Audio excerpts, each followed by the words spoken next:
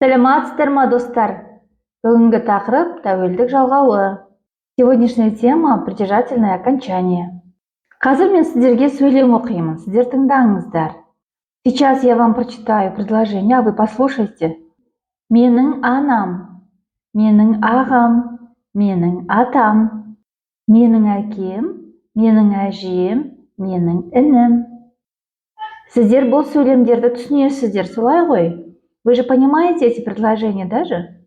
Менің анам, моя мама, мой брат, менің ағам, менің атам, мой дедушка, менің әкем, мой папа, менің әжем, моя бабушка, менің інім, мой брат. Теперь смотрите, почему я выделила красным, да, буква М. Это у нас окончание, притяжательное окончание. Когда существитель преследует слово менің, принимает как бы первое лицо окончание М. Ана, ага, ата. Твердые слова согласные. И в конце гласный А. Поэтому принимает окончание М. Следующее әке, әже, іні. Слова мягкие, да? То же самое в конце слова стоит гласное. Поэтому прибавляем окончание просто М. Независимо, если слово твердое или мягкое, в конце стоит гласный, то прибавляем окончание просто М. То есть притяжательное окончание, первое лицо принимает окончание М. Тәуелдік жалғауының бірінші жағына М қосымшасы жалғанады. Келесі мысалды қарайық. Менің атым, менің қарындасым, менің қызым, менің ұлым, менің сөзім, менің тілім. Сөз – это слово, тіл – это язык, да? Ат, қарындас, қыз, ұл – твердые слова. Заметили, да? Твердо звучит. Но в конце слова стоит согласный, поэтому окончание начинается с гласного. То есть атом, қарындасым, қызым, ұлтым, ұлым. Если слово мягкое, как сөз, тіл, и в конце тоже согласный стоит, то принимает окончание тоже, соответственно, мягкий вариант. Сөзім, тілім. Тоже окончание начинается с гласного. Қорытындылап айтсақ, сөз соңында, мінеке қараңыздар, ат, т, қарындас, с, қыз, з, ұл дегенде ұл, сөз, з, тіл, л, онда қосымша ым немесе м болып жалғанады. Қорытып айтсақ, бірінші жақта тәуелдік жалғауы м, м болып келеді. Если слово оканчивается независимо гласный, твердый, мягкий, в конце стоит гласный, то принимает окончание М. Если слова оканчиваются на согласный, но основа идет твердая, тогда М принимает окончание. Если основа мягкая, в конце согласный стоит слово, согласный звук, тогда Н, мягкий вариант, соответственно, принимает. Қане қайталайық. Менің анам, менің ағам, менің атам, менің домбырам, менің гитарам, менің отбасым, менің сіңілім, менің інім, менің әпкем, менің қарындасым, менің сұлуым, менің ақылдым, менің досым, менің тілім. Если вы заметили, среди существительных встречаются еще прилагательные, такие как слуым, ақылдым, то есть моя красавица, моя умничка.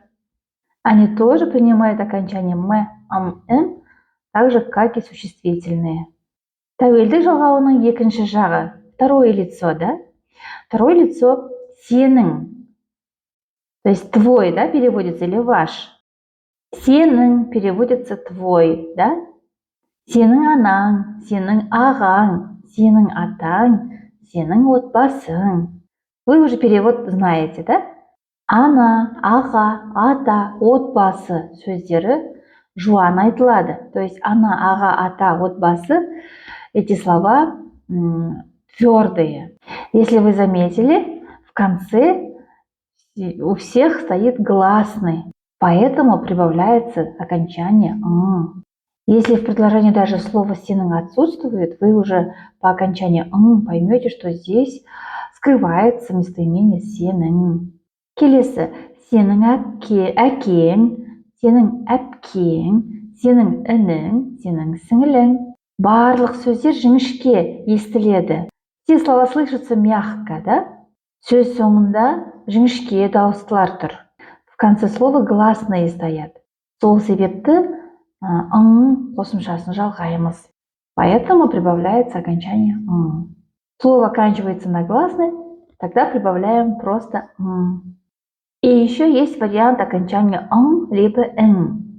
Мына мысалда сенің туысың, сұлуың, сенің досың, твой родственник, твоя красавица, твой друг, да, переводится. Сөздер жуан естіледі, слова слышатся твердо, да, твердые слова здесь, и оканчивается на согласный. Поэтому прибавляем окончание, которое начинается с гласного. И еще твердый вариант выбираем. Ың, туысың, сұлуың, досың. Теперь смотрите, когда мягкие слова встречаются. Сенің кереметің, твой прекрасный, да? Сенің тілің, твой язык. Сенің күйеуің, твой муж. Сенің әйелің, твоя жена. Все слова мягкие, все слова. И оканчивается на согласный. Поэтому окончание начинается с гласного. И вариант, мягкий вариант. Енді қорытып айтайық, давайте подытожим. Екінші жақ, второе лицо имеет окончание ң, когда слова оканчиваются на гласный, независимо, мягкая основа или твердая. Следующее окончание ың либо ң. Здесь, если слово твердое, тогда выбираем вариант ың. Если слово мягкое, то выбираем ң. Но слова должны оканчиваться на согласный, потому что здесь окончание начинается с гласного. Қараңыздар. Сенің анаң, твоя мама, сенің ағаң, твой брат, сенің атаң, твой дедушка, сенің домбыраң, твоя домбра, сенің гитараң, твоя гитара, сенің отбасың, твоя семья, сенің сіңілің, твоя сестренка, сенің інің, твой братишка, сенің әпкең, твоя сестра, сенің туыстарың, твои родственники, балаларың, сенің балаларың, твои дети, сенің қарындасың, твоя сестренка, сенің сұлуың, твоя красавица, сенің ақылдың, твоя умница, сенің тілің, твой язык, сенің досың, твой друг. Тәуелді жалғауының екінші жағының тағы бір нұсқасы бар. То есть притяжательное окончание, второе лицо имеет следующий, другой вариант. Как бы уважительная форма. Если человек старше вас, мы обращаемся сіздің, да? Если мы этого человека не знаем, незнакомый человек, тогда мы обращаемся тоже сіздің. Тогда окончание меняется. Тогда сіздің анаңыз, ваша мама, сіздің атаңыз, ваш дедушка, сіздің әжеңіз, ваша бабушка, сіздің ініңіз, ваша братишка. Вы, наверное, заметили, да, если основа твердая, тогда выбираем вариант ңыз. Если основа мягкая, то выбираем основу ңыз. Смотрите, анаңыз, әжеңіз, атаңыз твердый, ініңіз. И еще вы заметили, да, слова оканчиваются на гласные, поэтому окончание начинается с согласного. Видите? Она, ата, әже, іні, Поэтому ңыз либо ңыз вариант выбираем. А когда слова оканчиваются на согласный, тогда окончание звучит таким образом. Ңыз, ңіз. Смотрите, сіздің досыңыз, ваш друг. Сіздің туысыңыз, ваш родственник. Сіздің тіліңіз, ваш язык. Сіздің әйеліңіз, ваша жена. Еще раз повторяем, если слово оканчивается на согласный, тогда выбираем вариант ыңыз, іңіз. Енді тәуелді жалғауының үшінші жағына келдік. Давайте теперь будем говорить о третьем лице, да? Оның, его или ее переводится даже.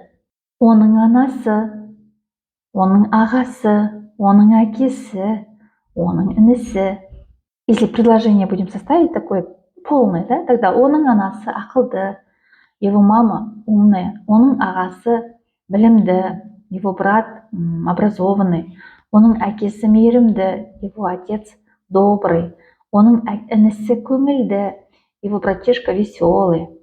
Демек, тәуелді жалғауының үшінші жағында с деген қосымша кездеседі. То есть третье лицо имеет окончание с либо с. Вы, наверное, заметили в конце, видите, везде гласные, поэтому с либо с. Она, слово твердое, выбирает вариант с. Ага, слово твердое, выбирает вариант с.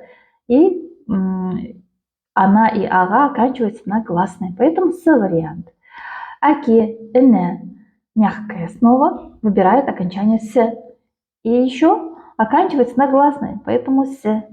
Әрине, бұл нұсқада да егер сөз дауыссыз аяқталса, жалғау басқаша өзгереді. Естественно, здесь то же самое. Если слово оканчивается на согласный, то есть окончание, то будет другой вариант. Қараңыздар, оның қарындасы, его сестренка, оның досы, его друг, оның суреті, его портрет. Все слова твердые, они оканчиваются, қарындас слово твердое, дос слово твердое, и прибавляется окончание а. Слово сурет мягкое, поэтому прибавляем окончание Все слова оканчиваются на согласные, поэтому окончание только гласный прибавляется. В итоге, қорытып айтқанда, үшінші жақта және с деген жалғаулар болады. То есть третье лицо имеет окончание с. Достар, біз бұған дейін әр жақты жеке-жеке айттық. Друзья, до этого мы говорили каждое лицо, каждое окончание, которое относится на каждое лицо, да? Теперь смотрите сюда. Мұнда қараңыздар. Бірінші жақ. М, қосымшасын жалғайды. Первое лицо имеет окончание м. Как в примере менің анам, менің әкем, менің туысым, менің тілім. Екінші жақ, второе лицо, имеет окончание ң. Сенің анаң, сенің әкең, сенің туысың, сенің тілің. И еще второе лицо имеет уважительную форму, да? Сіздің анаңыз, сіздің әкеңіз, сіздің туысыңыз, сіздің тіліңіз. Третье лицо, оның анасы, әкесі, туысы, тілі. Достар, біз бүгінгі сабақта тәуелдік жалғауының тек жекеше түрін ғана алдық. Друзья, мы сегодня взяли только единственную форму, притяжательное окончание. Енді жаттығып көрейік. Давайте теперь попробуем делать упражнение. Видеоны тоқтатып қойыңыз. Приостанавливайте видео. Можете даже распечатать. Попробуйте выполнить упражнение. Жаттығуды орындап көріңіз. Біраздан кейін мен сіздерге жауабын ұсынамын.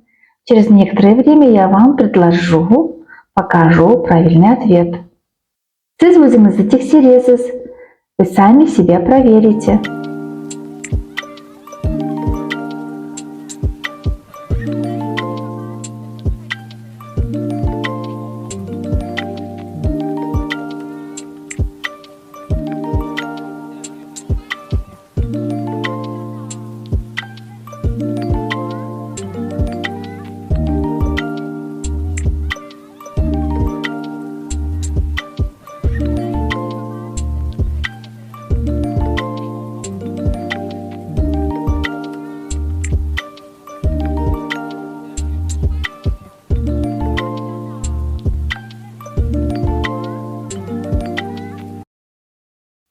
Достар, жаттығуды қалай орындағандығыңыз туралы маған жазуды ұмытпаңыздар.